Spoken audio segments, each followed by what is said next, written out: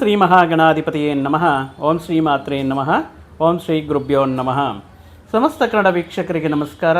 ನೀವು ಮೊದಲನೇ ಬಾರಿ ನಮ್ಮ ಚಾನಲ್ ನೋಡ್ತಾ ಇದ್ದರೆ ದಯವಿಟ್ಟು ಸಬ್ಸ್ಕ್ರೈಬ್ ಮಾಡಿ ಅಂತ ಹೇಳ್ತಾ, ನಾವು ಈ ದಿನ ಜುಲೈ ಮಾಸದಿಂದ ಡಿಸೆಂಬರ್ ಮಾಸವರೆಗೆ ಅಂದರೆ ಮೊದಲನೇ 6 ತಿಂಗಳು ನಾವು ನೋಡಿದ್ದೇವೆ. ಈ ಮೊದಲನೇ 6 ಮಾಸಗಳಲ್ಲಿ ಸಾಕಷ್ಟು ದೀರ್ಘಕಾಲ ಸಂಚಾರ ಬದಲಾವಣೆ ಆಗಿರಬಹುದು. ಅದರಲ್ಲಿ ಪ್ರಧಾನವಾಗಿ ಶನಿ ಪರಮಾತ್ಮರ ಬದಲಾವಣೆ, ಗುರು ಬದಲಾವಣೆ, ರಾಹುಕೇತು ಬದಲಾವಣೆಯಿಂದ ದ್ವಾದಶ ರಾಶಿಗಳಿಗೆ ಈ ಜುಲೈಲಿಂದ ಡಿಸೆಂಬರ್ವರೆಗೆ 6 ತಿಂಗಳ ಕಾಲ ಯಾವ ರೀತಿ ಇರುತ್ತೆ ಅನ್ನುವಂತಹ ಮುಖ್ಯವಾದ ವಿಷಯಗಳನ್ನು ತಿಳ್ಕೊಳ್ಳೋಣ. ಯಾವ್ಯಾವ ತಿಂಗಳಲ್ಲಿ ಯಾವ ರೀತಿ ಯೋಗಕಾರಕವಾಗಿರುತ್ತೆ, ಯಾವ ವಿಷಯಗಳಲ್ಲಿ ಮುಂಜಾಗ್ರತೆ ಕ್ರಮ ತಗೋಬೇಕು, ಯಾವ ಪರಿಹಾರಗಳನ್ನು ಮಾಡಿದರೆ ಅದ್ಭುತವಾಗಿರುತ್ತೆ ಅಂತ ಹೇಳುವುದಾದರೆ, ಅದರಲ್ಲಿ ಮುಖ್ಯವಾಗಿ ಕುಂಭರಾಶಿ ಜಾತಕರಿಗೆ ಜುಲೈ ಮಾಸದಿಂದ ಡಿಸೆಂಬರ್ ಕೊನೆಯವರೆಗೂ ಯಾವ ರೀತಿ ಇರುತ್ತೆ ಅನ್ನುವಂತಹ ಮುಖ್ಯವಾದ ವಿಷಯಗಳನ್ನು ಈ ವಿಡಿಯೋ ಮುಖಾಂತರ ತಿಳಿದುಕೊಳ್ಳೋಣ. ಕುಂಭರಾಶಿಯಲ್ಲಿ ಏನಾಗಿದೆ, ಮೊದಲನೇ ಭಾಗದಲ್ಲಿ ಮೊದಲನೇ ಮಾರ್ಚ್ ತಿಂಗಳಲ್ಲಿ ಶನಿ ಪರಮಾತ್ಮರು ಕುಂಭರಾಶಿಯಿಂದ ಮೀನರಾಶಿಗೆ ತನ್ನ ಸಂಚಾರವನ್ನು ಬದಲಾಯಿಸಿದ್ದಾರೆ. ಆದರೆ ಮೇ 18ರಂದು ರಾಹುಗ್ರಹವು ತನ್ನ ಜನ್ಮರಾಶಿಯಾಗಿ ಕುಂಭರಾಶಿಯಲ್ಲಿ ಬರುತ್ತಾ ಒಂದು 18 ತಿಂಗಳ ಕಾಲ ಕುಂಭರಾಶಿಯಲ್ಲೇ ಇರ್ತಾರೆ.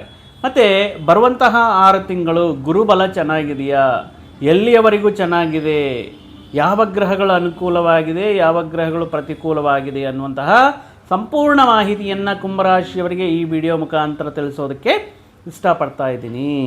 ಮುಖ್ಯವಾಗಿ ಪಂಚಮ ಸ್ಥಾನದಲ್ಲಿ ಗುರು ಸಂಚಾರ, ಪಂಚಮ ಸ್ಥಾನ ಅಂದ್ರೇ ಸಂತಾನ ಸ್ಥಾನ ಆಗಿರುವಂತಹ ಪಂಚಮ ಸ್ಥಾನದಲ್ಲಿ ಗುರು ಸಂಚಾರ ಅಕ್ಟೋಬರ್ 18ರವರೆಗೂ ಅದ್ಭುತವಾಗಿರುವಂತಹ ಫಲಗಳನ್ನು ಕುಂಭರಾಶಿಯವರಿಗೆ ನೀಡ್ತಾ ಇದೆ. ತುಂಬ ಕಲಿತು ಬರುವಂತಹ ಒಂದು ಅದ್ಭುತವಾಗಿರುವಂತಹ ಒಂದು ಯೋಗದಾಯಕ ಕಾಲ ಅಂತ ಹೇಳ್ಬೋದು ಅಕ್ಟೋಬರ್ 18ರವರೆಗೆ.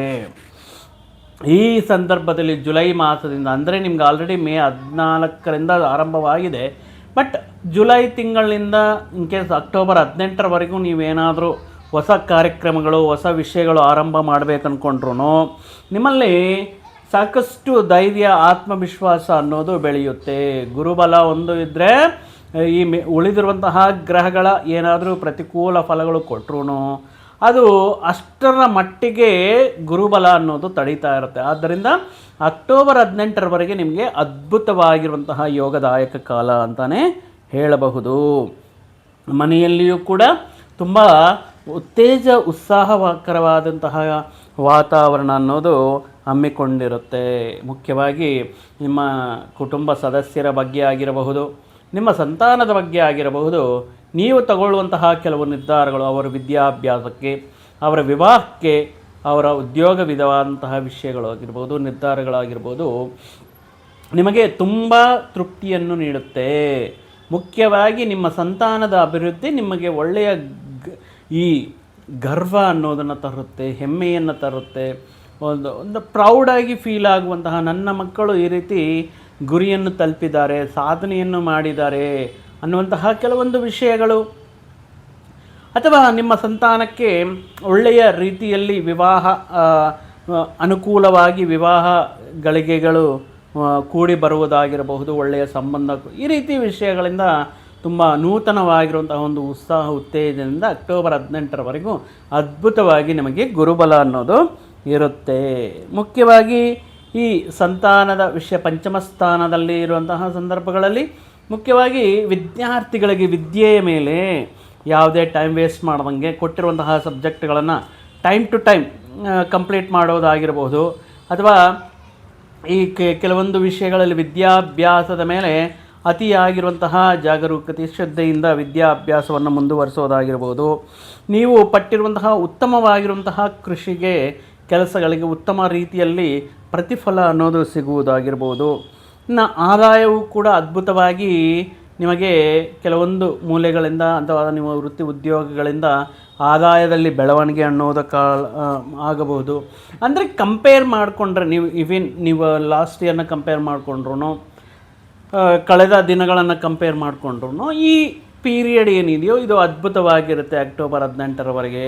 ಅದು ಹಣಕಾಸಿನ ವಿಷಯಗಳಲ್ಲಾಗಿರ್ಬೋದು, ವೃತ್ತಿ ಉದ್ಯೋಗಗಳಲ್ಲಾಗಿರ್ಬೋದು, ಕೆಲವೊಂದು ಶುಭ ಕಾರ್ಯಗಳನ್ನು ಮಾಡಬೇಕು ಅನ್ನುವಂತಹ ನಿಮ್ಮ ಸಂಕಲ್ಪ ಆಗಿರ್ಬೋದು, ಈ ವಿಷಯಗಳಲ್ಲಿ ಕೆಲವೊಂದು ಶುಭ ವಿಷಯಗಳನ್ನು ತಂದುಕೊಡುತ್ತೆ. ಇನ್ನು ವ್ಯಾಪಾರಸ್ಥರಿಗೆ ತಮ್ಮ ವ್ಯಾಪಾರ ಒಂದು ಅದ್ಭುತವಾಗಿರುವಂತಹ ಒಂದು ಲಾಭಗಳನ್ನು ಸುರಿಮಳೆಯನ್ನು ತರುವಂತಹ ಕಾಲ ಅಕ್ಟೋಬರ್ 18ರವರೆಗೆ ನಿಮಗೆ ತುಂಬ ಅನುಕೂಲವಾಗಿರುತ್ತೆ. ಯಾವುದೇ ವಿಷಯಕ್ಕೆ ಹೆದರುವಂತಹ ಅವಶ್ಯಕತೆ ಇಲ್ಲ. ಮುಖ್ಯವಾಗಿ ವಿದ್ಯಾರ್ಥಿಗಳಿಗೆ ಉತ್ತಮ ವಿದ್ಯಾಲಯಗಳ ಸೀಟ್ಸ್ ದೊರೆಯುವುದು, ಅಥವಾ ನೀವು ಬಯಸಿರುವಂತಹ ಕೆಲವೊಂದು ಕಾಂಪಿಟೇಟಿವ್ ಎಕ್ಸಾಮ್ಸಲ್ಲಿ ಕ್ವಾಲಿಫೈ ಆಗೋದು, ಈ ರೀತಿ ಇತ್ಯಾದಿ ವಿಷಯಗಳ ಮುಖಾಂತರ ಕುಟುಂಬದಲ್ಲಾಗಿರ್ಬೋದು, ವೈಯಕ್ತಿಕವಾಗಿ ಆಗಿರ್ಬೋದು, ವೃತ್ತಿಪರವಾಗಿ ಕೆಲವೊಂದು ಶುಭ ವಿಷಯಗಳು ನಡೀತಾ ಇರುತ್ತೆ. ಆದರೆ ಗುರು ವಕ್ರಗಮನ ಅನ್ನೋದು ಆರಂಭವಾಗುತ್ತೆ ಅಕ್ಟೋಬರ್ 18ರಂದು. ಓಕೆ, ಒಂದೇ ರಾಶಿಯಲ್ಲಿ ಸ್ಟೇಬಲ್ ಆಗಿದ್ದರೆ ಡಿಸೆಂಬರ್ ಎಂಡಿಂಗ್ವರೆಗೇನು, ಇನ್ನು ನೆಕ್ಸ್ಟ್ ಇಯರ್ ಜೂನ್ವರೆಗೂ ಗುರು ನಿಮಗೆ ಅನುಕೂಲವಾಗ್ತಿದ್ರು. ಬಟ್ ಇಲ್ಲಿ ವಕ್ರಗಮನವನ್ನು ಮಾಡುತ್ತಾ ಮುಖ್ಯವಾಗಿ ಈ ಗುರು ಪರಮಾತ್ಮ ಪಂಚಮ ಸ್ಥಾನದಿಂದ ಕೆಲವು ತಿಂಗಳ ಕಾಲ, ಅದು ಆಲ್ಮೋಸ್ಟ್ ಲೈಕ್ ಅಕ್ಟೋಬರ್ 18ರಿಂದ ಡಿಸೆಂಬರ್ ಎಂಡಿಂಗ್ವರೆಗೂ ಏನಾಗುತ್ತೆ, ವಕ್ರಗಮನ ಸಂಚಾರದ ಮುಖಾಂತರ ಇವರು ಒಂದು ರಾಶಿಯಿಂದ ಮತ್ತೊಂದು ರಾಶಿಗೆ ಬದಲಾವಣೆಯಾಗ್ತಾರೆ ಅಕ್ಟೋಬರ್ ಮಾಸದಲ್ಲಿ. ಅಂದರೆ 6ನೇ ಸ್ಥಾನಕ್ಕೆ ಷಷ್ಠಮ ಭಾವದಲ್ಲಿ ಗುರು ಸಂಚಾರ ಅನ್ನೋದು ಕೆಲವೊಂದು ಪ್ರತಿಕೂಲ ಫಲಗಳನ್ನು ನೀಡ್ತಾ ಇದೆ. 6ನೇ ಮನೆ ಷಷ್ಠ ಭಾವದಲ್ಲಿ ಶುಭ ಗ್ರಹ ಅನ್ನೋದು, ಈ ಷಷ್ಠ ಭಾವ ಅಂದರೆ ಋಣ ರೋಗ ಶತ್ರುಸ್ಥಾನವಾಗಿರುವಂತಹ 6ನೇ ಮನೆಯಲ್ಲಿ ಗುರು ಸಂಚಾರವು ಕೆಲವೊಂದು ವಿಷಯಗಳಲ್ಲಿ ನಮಗೆ ಅಸಂತೃಪ್ತಿಯನ್ನು, ಫ್ರಸ್ಟ್ರೇಷನನ್ನು, ಅಥವಾ ಕೆಲವೊಂದು ಕೈ ಹಿಡಿದಿರುವಂತಹ ಕೆಲಸಗಳು ಆಲ್ಮೋಸ್ಟ್ ಫಿನಿಶ್ ಆಗ್ತಾ ಇರುತ್ತೆ, ಫೈನಲಲ್ಲಿ ಏನೋ ಒಂದು ಅಡೆತಡೆ ಅಥವಾ ಡಿಸ್ಟ್ರಾಕ್ಷನ್ ಆಗುವುದು, ಈ ರೀತಿ ಕೆಲವೊಂದು ತೊಂದರೆಗಳನ್ನು ನೀಡುವಂತಹ ಸಂದರ್ಭಗಳು ಬರಬಹುದು. ಮುಖ್ಯವಾಗಿ ಶತ್ರುತ್ವ ಅನ್ನೋದು ಬೆಳೀತಾ ಇರುತ್ತೆ. ನಿಮ್ಮ ಮನೆಯಲ್ಲಾಗಿರ್ಬೋದು, ಹೊರಗಡೆ ಆಗಿರ್ಬೋದು, ನಿಮ್ಮ ಬೆಳವಣಿಗೆ, ನಿಮ್ಮ ಪ್ರಾಮಾಣಿಕತೆ, ನಿಮ್ಮ ಕಷ್ಟವನ್ನು ನೋಡಿ ಕಣ್ಣು ಕುಕ್ಕುವ ರೀತಿಯಲ್ಲಿರುವಂತಹ ನಿಮ್ಮ ಬೆಳವಣಿಗೆಯನ್ನು ನೋಡಿ ಕೆಲವೊಂದು ಜನರು ಅನಾವಶ್ಯಕವಾಗಿ ವಿನಾಕಾರಣಕ್ಕೆ ಈ ಶತ್ರುತ್ವವನ್ನು ಬೆಳೆಸ್ಕೊಳ್ತಾರೆ. ಈ ಕೆಲವೊಂದು ವಿಷಯಗಳಲ್ಲಿ ಮಾತಾಡುವಂತಹ ಮಾತುಗಳಾಗಿರ್ಬೋದು ಕೆಲವೊಂದು ಅನರ್ಥಗಳಿಗೆ ದಾರಿ ಮಾಡಿಕೊಡುತ್ತೆ.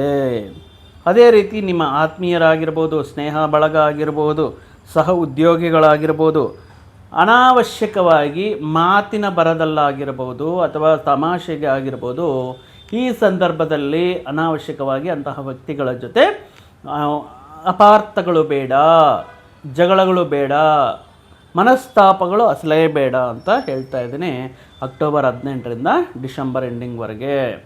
ಮತ್ತು ಅಲ್ಲಿ ಏನಾಗುತ್ತೆ, ಡಿಸೆಂಬರ್ ಎಂಡಿಂಗಲ್ಲಿ ಗುರು ಅಗೈನ್ ವಕ್ರಗಮನದಿಂದ ಬಂದು ಮತ್ತೆ ಪಂಚಮಕ್ಕೆ ಹೋಗಿ ಪಂಚಮ ಸ್ಥಾನ ಫಲಗಳನ್ನೇ ಈಗ ಏನು ಗುರು ಅದ್ಭುತವಾಗಿ ಯೋಗಕಾರಕನಾಗಿರ್ತಾರೋ ಅದೇ ರೀತಿ ಫಲಗಳು ಕೊಡ್ತಾ ಇರ್ತಾರೆ.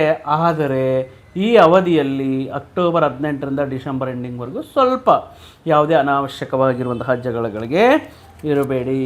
ಯಾವುದೋ ಒಂದು ಅನಾರೋಗ್ಯ ಸಮಸ್ಯೆಗೆ ಕಾಡ್ತಾ ಇರೋದಾಗಿರ್ಬೋದು, ಪ್ರತಿ ವಿಷಯಗಳಲ್ಲಿ ಡಿಸ್ಸ್ಯಾಟಿಸ್ಫ್ಯಾಕ್ಷನ್ ಅಂದಿರುತ್ತೆ. ಎಷ್ಟೇ ಕಂಪ್ಲೀಟ್ ಮಾಡಿದ್ರು ಮನಸ್ಸಿಗೆ ಏನೋ ಇನ್ನೂ ಚೆನ್ನಾಗಿ ಬರಬೇಕಾಗಿತ್ತೇನೋ, ಇನ್ನೂ ಇದು ಕ್ವಾಲಿಟಿ ಸರಿ ಇರಲಿಲ್ಲ, ಕೆಲಸ ಸರಿಯಾಗಿ ಮಾಡ್ತಾ ಇಲ್ಲ ಅನ್ನುವಂತಹ ಒಂದು ಫ್ರಸ್ಟ್ರೇಷನ್ ಆಗಿರಬಹುದು.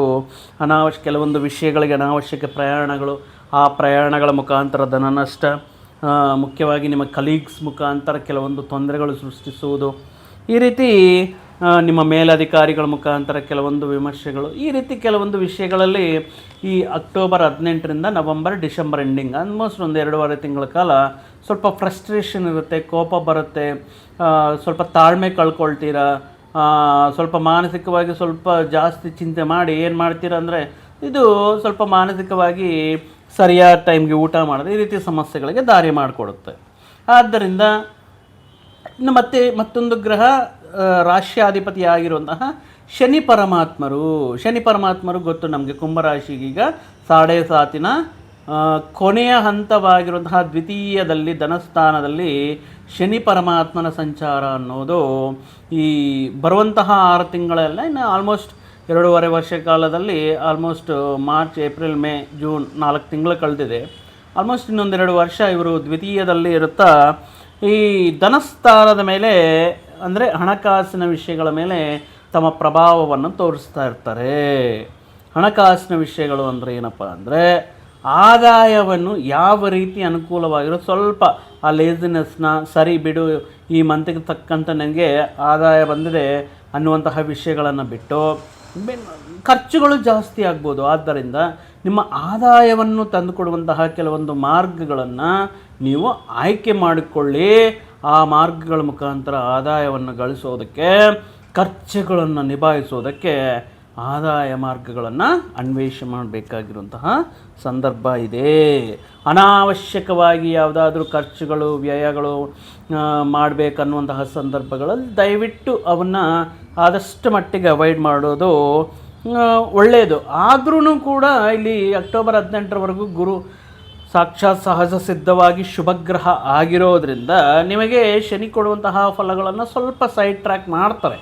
ರಿಲೀಫ್ ಅನ್ನೋದಿರುತ್ತೆ. ಅಷ್ಟು ಮಟ್ಟಿಗೆ ನಿಮಗೆ ಹಣಕಾಸಿನ ಸಮಸ್ಯೆಗಳಾಗಿರ್ಬೋದು, ಖರ್ಚುಗಳು ಬರೋದಕ್ಕೆ ಚಾನ್ಸಸ್ ಇಲ್ಲ. ಆದ್ರೂ ಕೂಡ ಕೆಲವೊಂದು ವಿಷಯಗಳು, ಮುಖ್ಯವಾದ ವಿಷಯಗಳು ಅಂದರೆ ಬೇಗ ಒಂದು ದಿನದಲ್ಲಿ 2 ದಿನದಲ್ಲಿ ಮುಗಿಬೇಕಾಗಿರುವಂತಹ ಕೆಲವೊಂದು ವಿಷಯಗಳು ಅನಾವಶ್ಯಕವಾಗಿ ಪೋಸ್ಟ್ಪೋನ್ ಆಗುವುದು, ಅಥವಾ ಯಾವುದಾದ್ರೂ ಒಂದು ಗೌರ್ಮೆಂಟ್ ಸರ್ಕಾರಿ ಆಫೀಸಿಂದ ನಾಳೆ ಬನ್ನಿ, ನಾಡದ್ದು ಬನ್ನಿ, ಈ ರೀತಿ ಸುಮ್ಮನೆ ತಿರುಗಾಡುವುದಾಗಿರ್ಬೋದು. ಅನಾವಶ್ಯಕ ವಿಕಾರಣ, ವೈರತ್ವ ಕಟ್ಕೊಳ್ಳೋದು, ಮಾತು ಬೆಳೆಯೋದು, ಈ ವಿಷಯಗಳಿಂದ ಸ್ವಲ್ಪ ತಾಳ್ಮೆಯನ್ನು ತಂದುಕೊಳ್ಳಿ. ಈ ವಿಷಯಗಳಲ್ಲಿ ಸ್ವಲ್ಪ ತಾಳ್ಮೆಯನ್ನು ಯಾಕಂದರೆ ಯಾವುದೇ ಒಂದು ವಿಷಯಗಳಲ್ಲಿ ಸ್ವಲ್ಪ ಆಲಸ್ಯ, ಅನಾವಶ್ಯಕ ಪ್ರಯಾಣಗಳು ಅಥವಾ ಸಣ್ಣ ಪುಟ್ಟ ಅನಾರೋಗ್ಯ ಸಮಸ್ಯೆಗಳು ಮನಸ್ಸಿನಲ್ಲಿರುವಂತಹ ಮನುಷ್ಯನಿಗೆ ತಾಳ್ಮೆಯನ್ನು ಕಮ್ಮಿ ಮಾಡುತ್ತೆ. ಅದು ನಿಜಾನೇ.